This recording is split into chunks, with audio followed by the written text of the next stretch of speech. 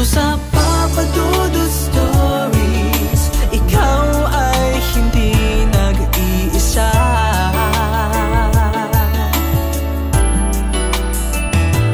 Dito sa Papa Dudut Stories, may nagmamahal sa'yo.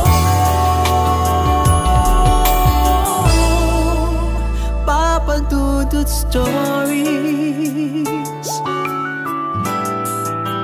Papa Dudut Stories,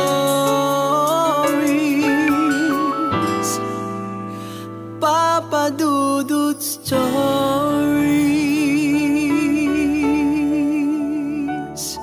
Dear Papa Dudut, ako po si Egay, 33 years old, taga Santa Cruz, Manila. At malaki ang duda ko sa Diyos. Yan ang sinabi ko na kaagad sa inyo. Wala nang patumpik-tumpik pa. Sana po ibigay ninyo ako ng pagkakataon na ilahad ang kwento ng isang tulad ko na pakiwari ko'y tinalikuran na ng Diyos. Ilang taon na ang nakalipas. May trahedyang naganap sa buhay ko, isang trahedyang hindi dapat pagdadaanan ng kahit na sinong magulang. Namatayan ako ng anak, Papa Dudut. 7 years old pa lamang siya noon. Babae. Panganay naming anak ng misis ko. Dahil doon ay nasira ang samahan namin at ang paniniwala ko sa Diyos na sa totoo lang ay matagal nang lumalabo. Dati maayos naman ang paniniwala ko. Kahit may mga nadiskubre akong mga bagay na sumubok sa aking pagkatao. Solid pa rin ako sa pananampalataya ko.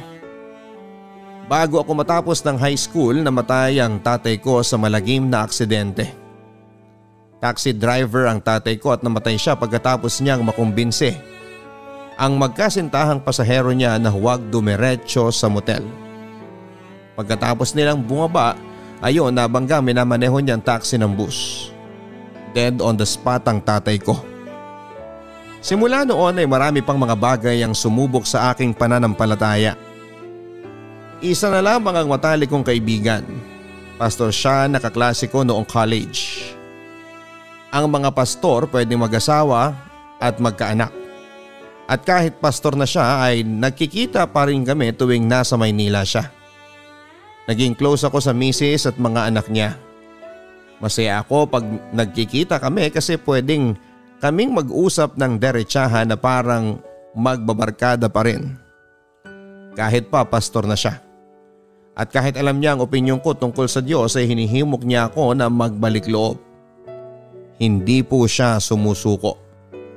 Mahinahon pa rin niya akong pinakikinggan kahit galit na ako. At sa ending ay aayain pa rin niya akong magdasal at manumbalik sa simbahan. Ganon din ang huli naming pag-uusap. May matinding argumentong naganap pero hindi pa rin naubusan ng pasensya sa akin ang kaibigan kong ito na si Kevin. Pastor si Kevin. Ganon, Papa Dudut, ang takbo ng usapan namin.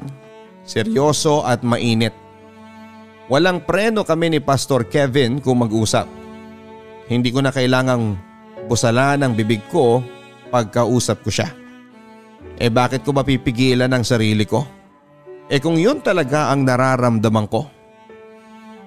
Noong nasa college pa lamang ay hindi na kami nagbobulahan. Yung ibang mga tao, lalo na yung kakilala naming mga lalaki, puro bulahan ang bulahan kung pakinggan mo, Papa Dudut. Ikaw rin, pansinin mo ang mga kaibigan mo. Baka ganun din sila. Puros ganito ang mga dialogue. Oy idol, ang galing mo talaga sir. Siyempre ikaw pa. Akala ko si Dingdong Dantes ang parating, ikaw pala. Siyempre mas gwapo ka kay Dingdong pare koy. O diba? Puros pambusog tenga ang mga patutsada ng mga barkada. Kaming dalawa ni Kevin wala sa bokabularyo namin ang mga ganitong salita na pambobola. Si Andrea yung anak ko, Papa Dudut.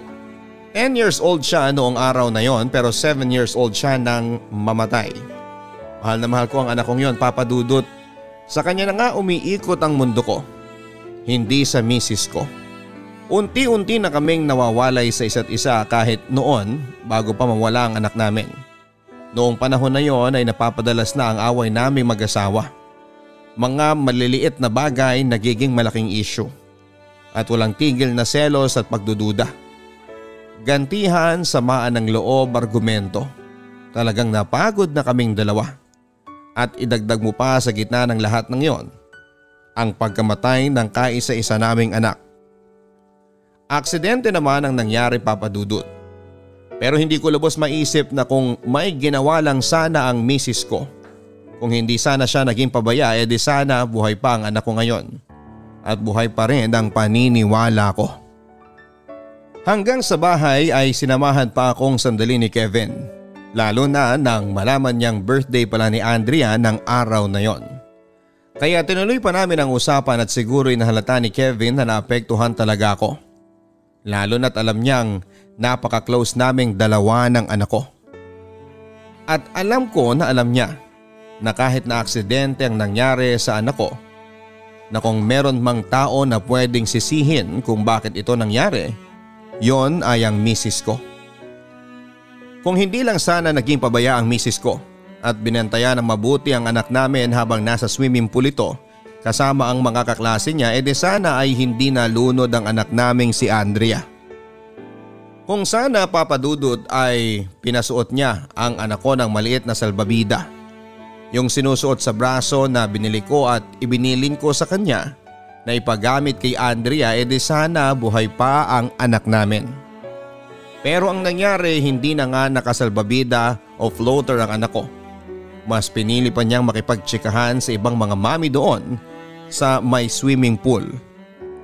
Halos ikabaliw ko ang pagkalunod at pagkamatay ng anak ko, Papa Dudut. Sinisisi ko ang Diyos, lalo na ang misis ko. Malinaw pa sa alaala ko ang naging pag-uusap namin ni Kevin pagkatapos ng pangyayaring yon na halos sumira sa buhay at sa pagkatao ko. Kahit dati pa hindi umiinit ang ulo ni Kevin sa akin.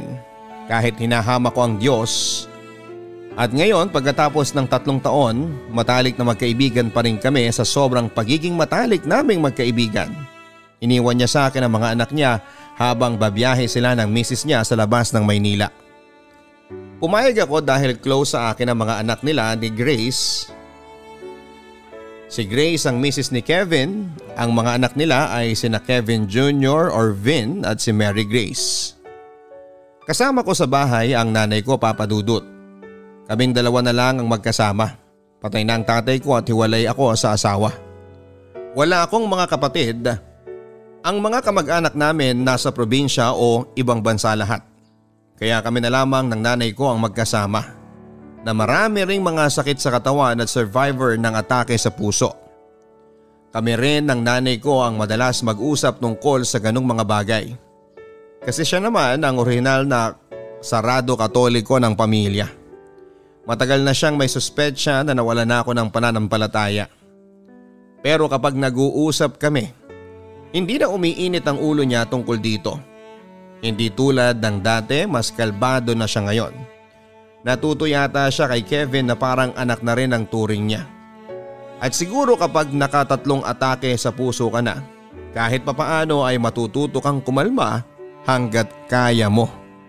Close nga ako sa mga anak ni Kevin, Papa Dudut. Inaanak ko nga yata ang isa sa kanila. Pasensya na, hindi ko na maalala. Pero tuwing nakikita ko sila ay parang naiibsa ng kalungkutan ko. Lalo na ngayon, yung panganay na si Vin or Kevin Jr. ay halos kasing edad lang ni Andrea kung nabubuhay pa siya. At yung pangalawa nilang anak, si Mary Grace, ang edad niya ngayon ay edad ni Andrea noong pumanaw siya. Tama nga yata ang nanay ko. Baka dapat alagaan ko ang pagiging tito-tituhan o ninong-ninongan sa kanila. Dahil ito lang talaga ang nakikita kong paraan para magkaroon ng kaunting saya ang buhay ko. Dahil ang nanay ko, hinahanda na akong mabuhay na wala siya. At si Kevin naman, alam ko na hindi ako tatantanan. Alam niyang maraming taon pa kaming magkakasama at pakiramdam ko ay uunti-untiin niya ako hanggang mapabalik niya ako sa Diyos. Pero sa totoo lang, Papa Dudut, mahihirapan siya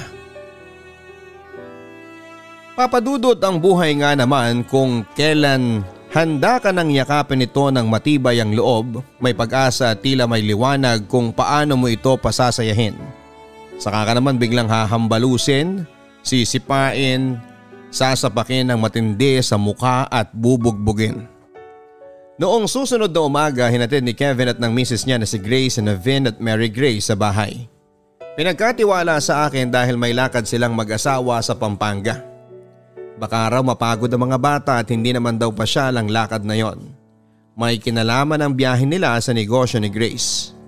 Bago sila umalis, nagkausap pa kami. Ni wala kaming kamalay-malay kung ano ang mangyayari. Papadudod, sabi nila minsan daw, mararamdaman mo kung may trahedyang parating. Pero ako kahit kailan ay hindi ko naranasan na parang meron akong nararamdaman o kutob na meron mang paparating na kung ano. Kaya nagulat na lamang ako dahil noong araw na yon na magkakasama kami nina Vin at Mary Grace, na anak ng pinakamatalik kong kaibigan na si Kevin at asawa niyang si Grace, ay masasabi kong yon ang pinakamasayang araw ko mula noong nawala si Andrea. Naglaro kami, naghabulan, kumain ng ice cream, nagdrawing, nagbisikleta at nagtawanan ng nagtawanan. Pakiramdam ko, Papadudot, ay parang tatay akong muli. At ang mas lalong nagpasaya sa akin ay sa isip ko, kasama namin si Andrea. Naririnig ko ang tawa niya sa tawa ni Mary Grace at nakikita ko ang ngiti niya sa mga ngiti ni Vin. Nang araw na yon, maniwala ka man o hindi, Papadudot, ay kasama ko ang pinakamahal kong anak na si Andrea. Pero ang kaligayahan, sadya nga namang panandalian lamang.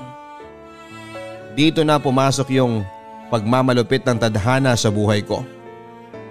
Nang hapon na yon, bago pa matapos ang araw, habang nagmamaneho si Kevin sa superhighway, pauwi na sila noon at nag-e-enjoy sa mabilis niya na takbo na 100 kilometro kada oras.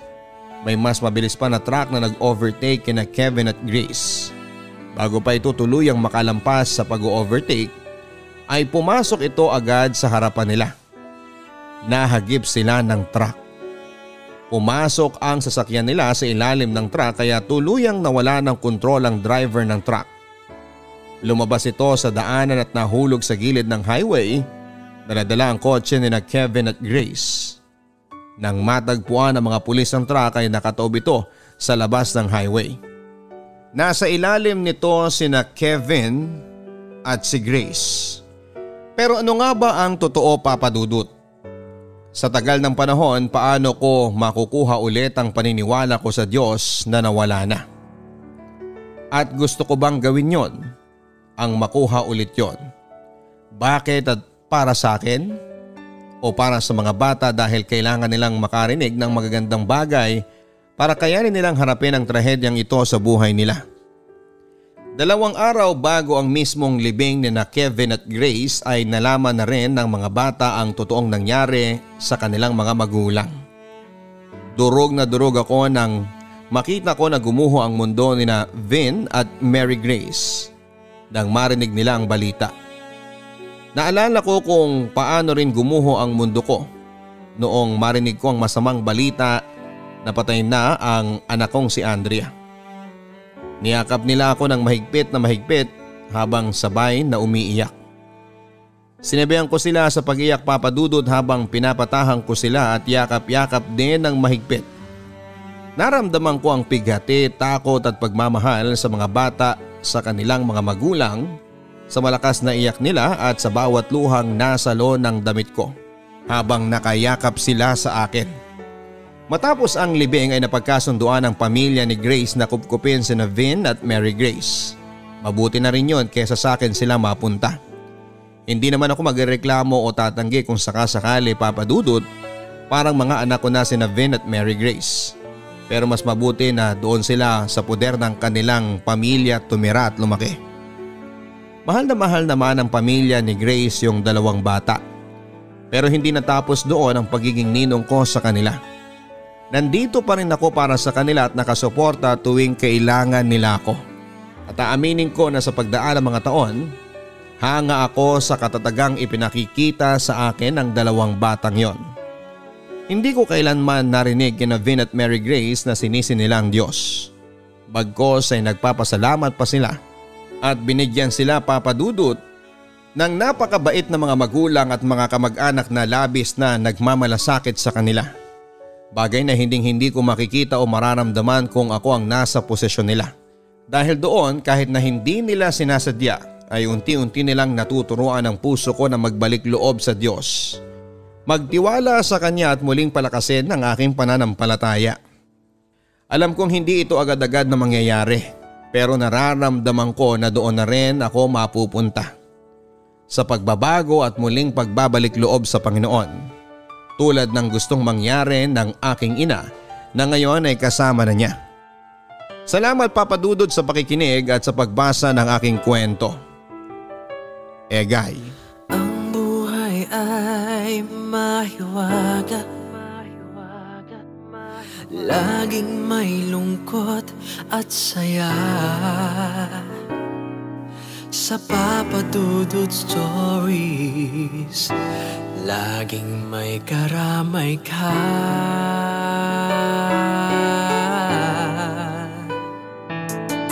Mga problemang kaibigan, dito ay pakikinggan ka. Sa Papa Dudut Stories, kami ay iyong kasama. Dito sa Papa Dudut Stories, ikaw ay hindi nag-iisa.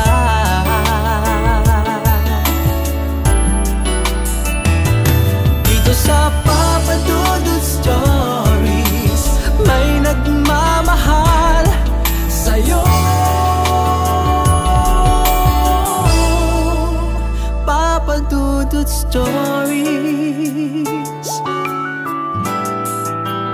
Papa Dudut Stories.